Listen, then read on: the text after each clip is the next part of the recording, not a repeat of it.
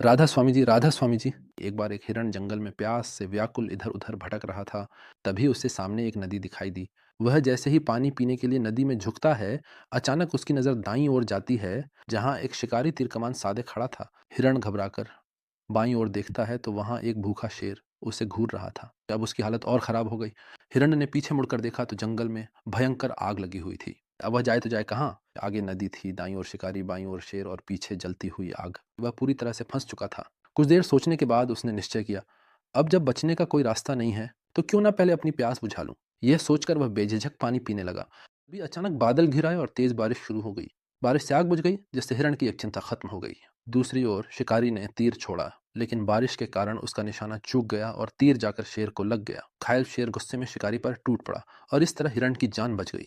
संगत जी, हमारी जिंदगी में भी जब परेशानियां आती हैं तो वे अक्सर चारों तरफ से घेर लेती हैं। ऐसा लगता है कि अब कोई रास्ता नहीं बचा। लेकिन अगर हम घबराने के बजाय अपने काम पर ध्यान केंद्रित करें और धैर्य बनाए रखें तो हालात खुद ब खुद हमारे पक्ष में बदल सकते हैं। बस सदगुरु पर भरोसा रखें।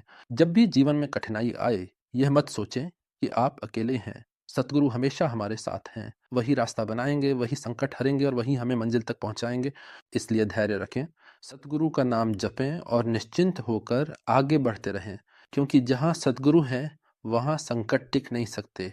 राधा स्वामी जी, राधा स्वामी जी।